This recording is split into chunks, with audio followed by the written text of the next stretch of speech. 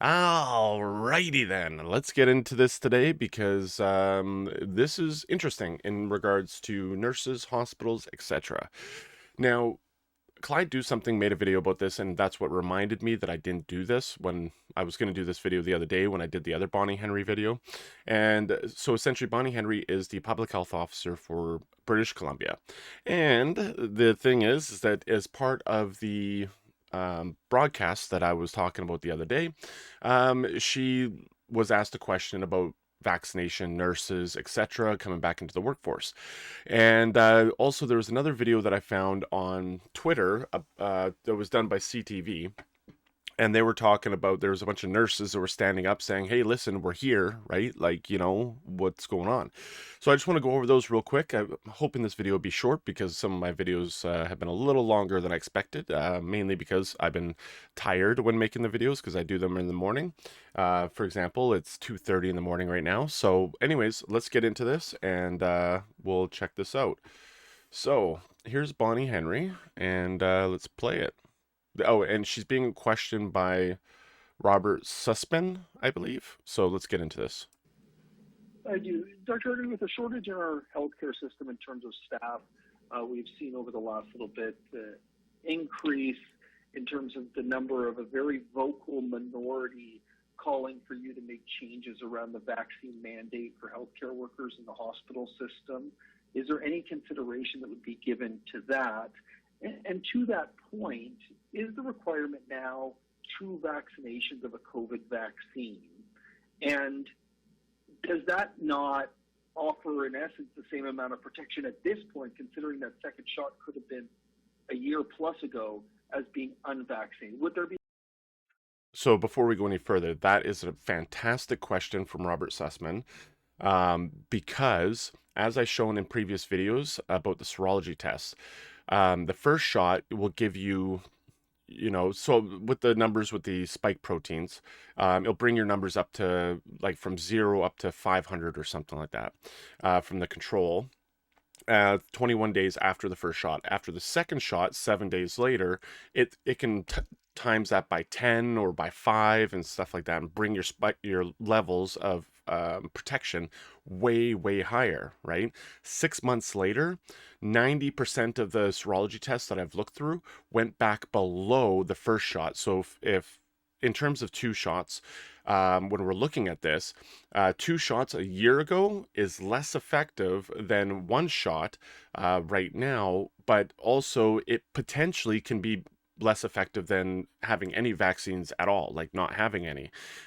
So this is a fantastic question, but we're going to continue with this. I just want to make sure that we talked about the serology tests because I haven't found a serology test going over a year or 2 years of vaccination, right? So that's something that's really quite interesting. So let's continue.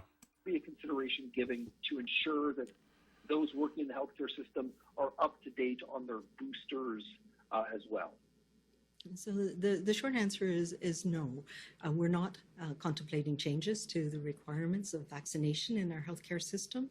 The small number of people who chose not to be vaccinated, have not been in the system for some time, and we know how important it is to have that protection individually, but also collectively around supporting each other in the healthcare system. So we are looking at moving away from that being an order under a public health order or provincial health officer order to that being part of our routine regulations around people who are working in our healthcare system. And So just to clarify, Bill 36 or C36 or whatever, as part of the BC legislation assembly, they essentially do have the power to change that. I mean, they had the power before, but they have more power over more colleges now. And I've tried reading through Bill 36, and it's 600 and something pages, and I just never have the time to properly sit down and understand it. A lot of people have done videos about it, including Clyde Do Something, so go check out those. But let's continue. it is what we as healthcare workers are committed to doing everything possible so that we stay healthy and that we are able to protect our patients as best we can. In terms of the the concept of immunity. What the requirement is and will continue to be is a primary series. So whatever that primary series is, and for most people that's 2 doses of vaccine. As we know, after the primary series, things have become complicated. And that's because the virus has changed. We know that we have a high level of people who've had mostly mild, thankfully, infections from Omicron over the last little while.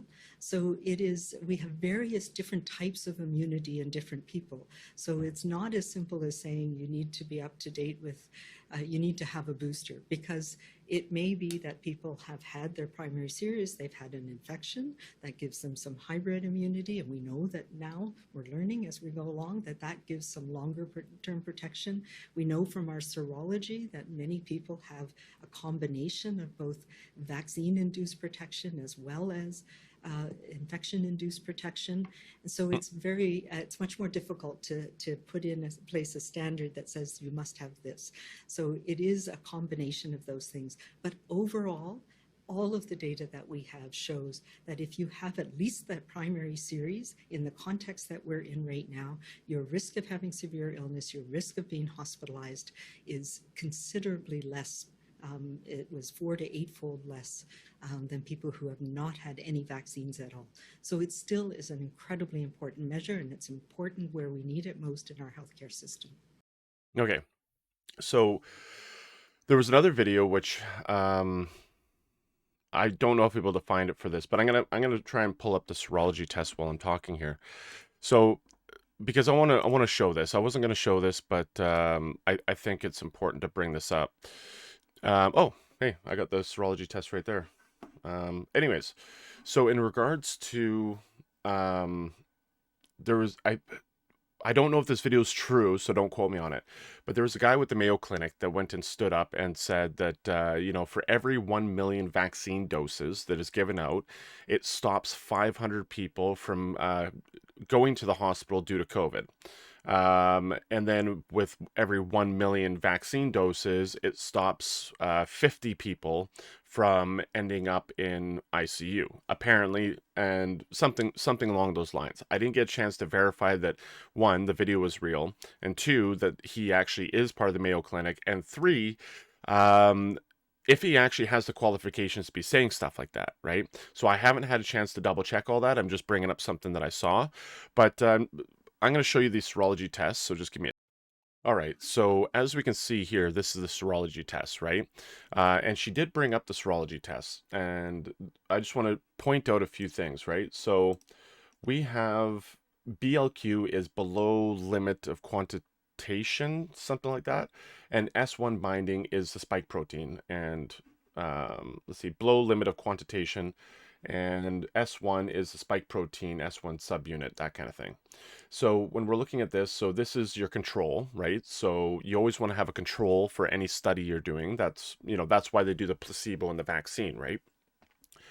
And so you go up to about 530, 21 days after the first shot, and then 1 month, so 28 days after the first shot, which is 7 days after the second shot, your limits go up to about 5 times, and sometimes 3 times and stuff like that, right?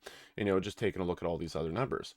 But then when we get to the 6-month mark after the first shot, that number goes below this number.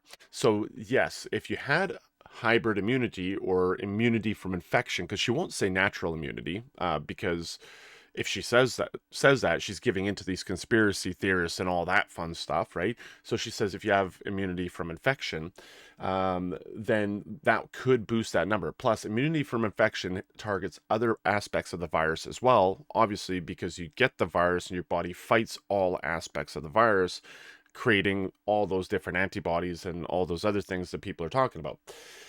So to give you an idea, right? And then so 1,800 for this person, and on the 6-month mark, 700. So legitimately, around the 6-month mark, you're getting very close to being unvaccinated again. And of course, Rachel Gilmore, CBC News or Global News or whatever, she went up and she was saying, oh, this week I was up for my, vaccine at the 6 month mark, and I just, didn't get it yet, and now I'm sick, kind of thing. And that was back in December. Well, I mean, this is exactly why. Now, in terms of boosters, I have no clue in terms of the data because I can't find it.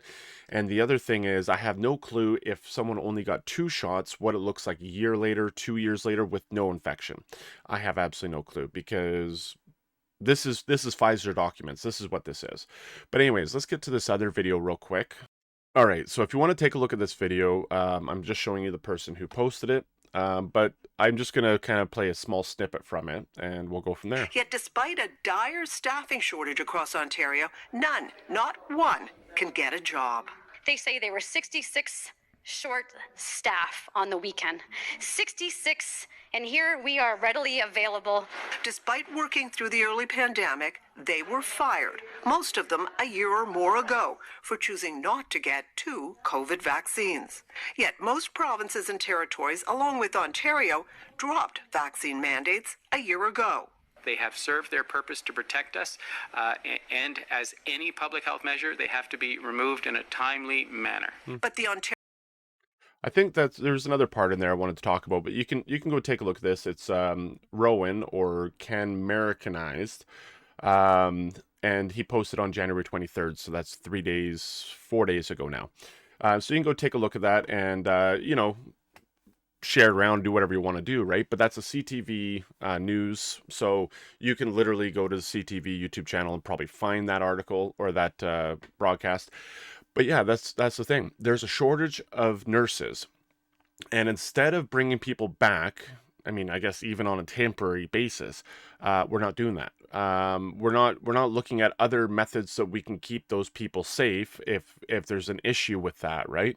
And the thing is, like, if I was going to, if a person had 2 vaccinations as a nurse and never got another shot, ever, never got an infection, then essentially they're allowed to continue working, but they may be in worse off case from, the world is so backwards these days. But anyways, I hope you enjoyed this video and you have yourself a wonderful day.